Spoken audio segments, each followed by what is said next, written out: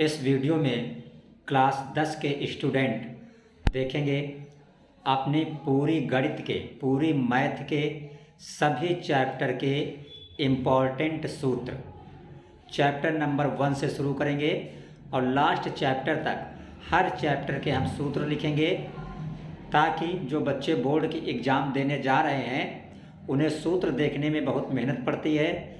हर chapter का सूत्र सिर्फ 1 मिनट के अंदर ही आप देख सकते हैं, बिना किसी मेहनत के। आपको न कॉपी पलटने की ज़रूरत है और न बुक देखने की ज़रूरत है। तो यहीं से आप देखिए इम्पॉर्टेंट सूत्र कक्षा 10 की गणित के बोर्ड एग्ज़ाम के लिए। तो देखिए पहला सूत्र जो चैप्टर है जिसका कि नाम है वास्तविक संख्याएं।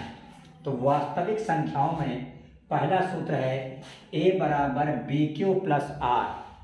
ये कौन सा सूत्र है? यूक्लिड विभाजन का। a का मतलब भाज्य, b का मतलब भाजक, q का मतलब भागफल और r का मतलब शेष।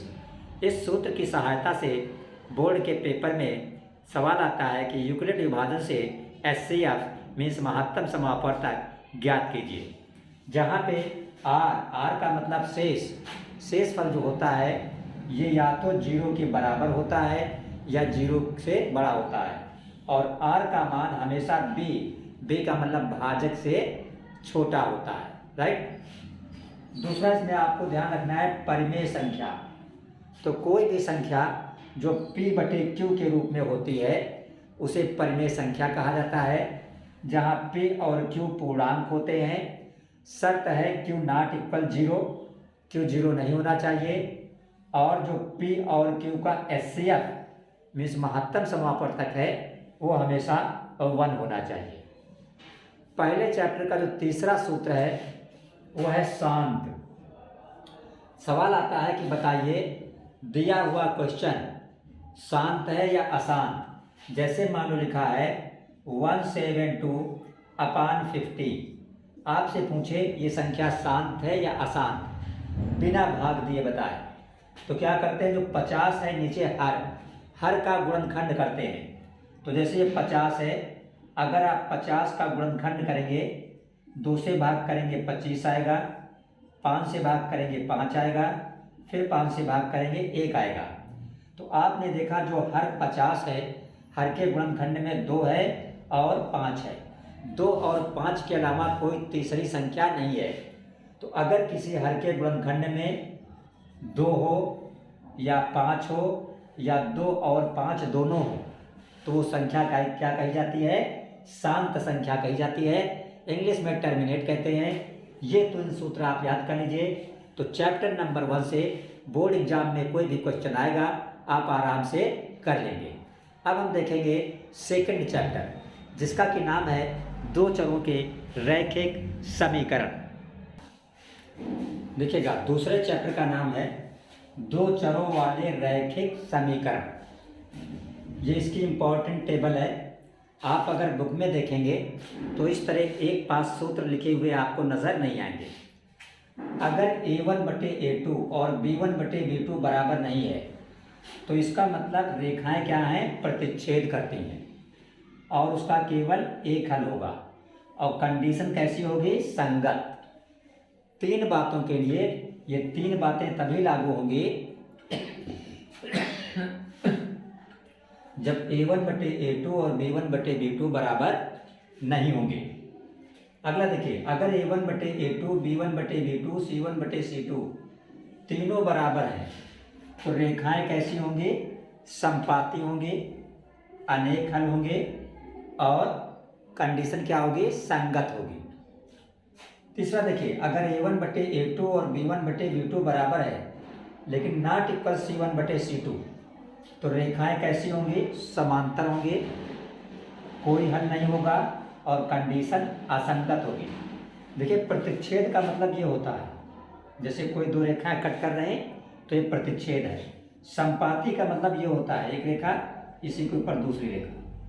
और समांतर आप जानते हो कि मान लो एक ये रेखा और एक ये रेखा, बीच की दूरी, दोनों रेखाओं के बीच की दूरी, दोनों रेखाओं के बीच की दूरी अगर बराबर है तो रेखाएं कैसी होती हैं? समांतर होती हैं। The distance between two lines is equal at every place is called parallel lines, right. जैसे मान लो कोई रेखा ये है और कोई रेखा ये है, बीच का गैप बराबर है, तो ये रेखा और ये रेखा कैसी है, समांतर रेखा है। हमने एक एग्जाम्पल लिखा है, जैसे देखिए ये 3x + 2y = 5, ये पहले समीकरण है। 2x - 3y = 7, ये दूसरा समीकरण है। तो पहले समीकरण में x के गुणांक को a1 कहा जाता है, ये a1 है, और y के गुणांक को b1 कहा जाता है, और अचर पद को c1 कहा जाता है।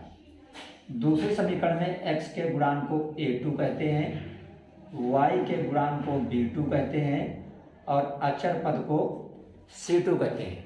अब यहाँ पे अगर आप a1/a2 निकालें तो a1 है 3 और a2 है 2, तो a1/a2 कितना आ गया, 3/2। अगर आप यहाँ b1/b2 निकालें तो b1 आपका है 2 और b2 है -3। तो आप देख रहे हैं a1/a2 3/2 है और b1/b2 2/-3 है, दोनों बराबर नहीं है। तो ये वाली कंडीशन हो गई। हम लिखेंगे कि a1/a2 नॉट इक्वल b1/b2। इसका मतलब इस क्वेश्चन के लिए रेखाएं कैसी होंगी, प्रतिच्छेद करेंगी, और इसका केवल एक हल होगा। जिसको हम एक हल बोलते हैं उसी को कहा जाता है अद्वितीय हल, और कंडीशन कैसी होगी, संगत होगी। तो चैप्टर 2 का, जिसका कि नाम है 2 चरों वाले रैखिक समीकरण, उसका ये जो है इम्पॉर्टेंट सूत्र है। अब हम बताएंगे आपको चैप्टर नंबर 3 के इम्पॉर्टेंट सूत्र, जिसका कि नाम है द्विघात समीकरण। देखिए तीसरा चैप्टर है जिसका नाम है द्विघात समीकरण, जिसको कहते हैं हम क्वाड्रेटिक इक्वेशन। तो द्विघात समीकरण में क्या होता है, जैसे ये एक द्विघात समीकरण हमने लिखा है, क्या है, 3x² - 2x + 5 = 0। तो जो x² का गुणांक 3 है ये a कहा जाता है, और जो x का गुणांक ये -2 है, ये क्या हो जाएगा, b हो जाएगा, और जो अचर पद होता है इसको हम c कहते हैं। तो इसमें पूछा जाता है कभी कभी विविक्तिकर ज्ञात कीजिए, तो विविक्तिकर को दिखाते हैं d अक्षर से। तो विविक्तिकर d बराबर होता है सूत्र b² - 4ac, abc समीकरण से हम लिख देते हैं। यहाँ पे ये सूत्र काफ़ी इंपॉर्टेंट है दूसरे नंबर पे, कि अगर आपने d निकाला, इसका यूज कहाँ होता है, जब पूछा जाता है मूलों की प्रकृति बताइए। तो जब आप d निकालेंगे तो d या तो 0 आएगा, या प्लस में आएगा, या माइनस में आएगा। d आपने ज्ञात किया, और अगर d की वैल्यू पॉजिटिव निकली, मान लो d निकला 35 या d निकला 8, तो क्या पॉजिटिव है। तो d अगर पॉजिटिव निकला तो मूल वास्तविक और भिन्न भिन्न होते हैं। मान लीजिए d आपने निकाला और d का मान कितना आ गया, 0, तो मूल वास्तविक होंगे और समान होंगे, और उस कंडीशन में दोनों मूल जो होंगे कैसे निकालेंगे, -b/2a से। abc क्या होता है आपको पता चल गया है। अगर मान लो d आपने निकाला, d का मान निगेटिव आया, जैसे -4 -6 कुछ भी, तो इसका मतलब क्या है, मूल काल्पनिक है, राइट। तो 3 चैप्टर के फार्मूला ये आपके सामने हो गए। देखिए जो चौथा चैप्टर आपका है कक्षा 10 के सिलेबस में, चैप्टर नंबर 4, जिसका कि नाम है त्रिभुज। तो त्रिभुज में जैसे मान लो ये ABC कोई त्रिभुज बना है, इस सूत्र पे आधारित सवाल आता है, और यहाँ पे लिखा जो DE भुजा है ये BC के क्या है, समांतर। अगर ये DE BC के समांतर है तो कंडीशन बनती है AD/BD = AE/CE, AD/BD = AE/CE। ये सूत्र बन जाता है कब, अगर किसी दिए हुए त्रिभुज में ये DE ये वाली भुजा इसके समांतर हो, ठीक है, एक भुजा दूसरे के समांतर है, तो शेष 2 भुजाओं का अनुपात जो है वो क्या होता है, बराबर होता है। दूसरा इससे संबंधित सूत्र आपको ध्यान रखना है कि मान लो कोई 2 त्रिभुज है, एक ये है आपका ABC, और दूसरा ये त्रिभुज मान लो है DEF, और दिया हो ये दोनों त्रिभुज कैसे हैं, समरूप हैं। तो समरूप त्रिभुज के क्षेत्रफल का अनुपात बराबर होता है हमेशा उसकी संगत भुजाओं के वर्ग के अनुपात के।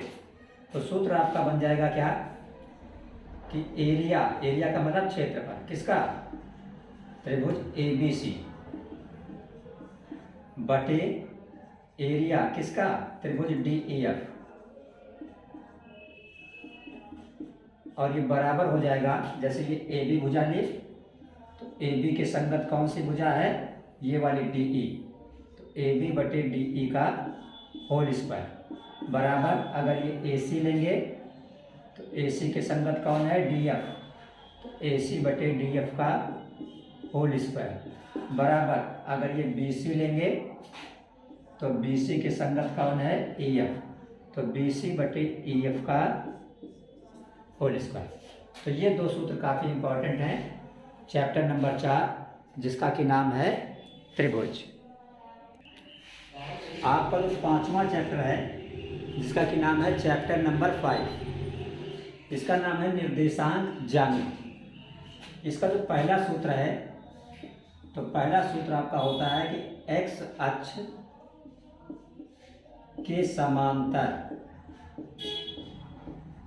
जो रेखा होती है उसका समीकरण होता है y बराबर प्लस माइनस b। इसी तरह जो y अक्ष के समांतर जो रेखा होती है उसका समीकरण होता है x बराबर प्लस माइनस a। तीसरा जो सूत्र होता है इसका, दो बिंदु के बीच की दूरी, दो बिंदुओं के बीच की दूरी, ये बराबर सूत्र होता है under root x1 minus x2 का whole square plus y1 minus y2 का होल स्क्वायर, ये होता है। चौथा जो सूत्र होता है अंतः विभाजन का, अंतः विभाजन, जैसे मान लो कोई ये रेखा है, यहाँ पे ये A है, इसके निर्देशांक हैं x1 कामा y1, ये कोई पॉइंट B है, इसके निर्देशांक हैं x2 कामा y2, ये इस पॉइंट पर कोई रेखा विभाजित हो रही है, ये खंड M1 इतना है और ये इतना हिस्सा M2 है, और इस पॉइंट जो C विभाजन बिंदु है इसके निर्देशांक h कामा k है। तो विभाजन बिंदु के निर्देशांक h कामा k कैसे ज्ञात किए जाते हैं, सूत्र होता है h बराबर m1 x2 plus m2 x1 बटे m1 प्लस m2, और दूसरा जो एक k निकाला जाता है, k बराबर होता है m1 y2 plus m2 y1 बटे m1 प्लस m2। अगर अंतः विभाजन की जगह पर मान लो y विभाजन बोल दे तो जहाँ पे ये प्लस लगा हुआ है वहाँ पे हम माइनस लगा लेते हैं।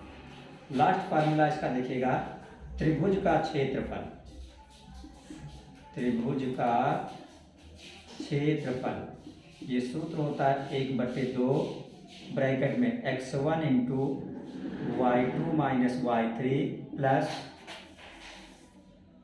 x2 into y3 minus y1 plus x3 into y1 minus y2। ये त्रिभुज निकालने का क्षेत्रफल होता है। और अगर ये पूछे कि सिद्ध कीजिए 3 बिंदु सररेख हैं, तो त्रिभुज का क्षेत्रफल आप निकालेंगे। त्रिभुज का क्षेत्रफल अगर 0 निकलता है तो इसका मतलब ये होता है कि दिए हुए तीनों बिंदु जो हैं वो संरेख हैं, राइट।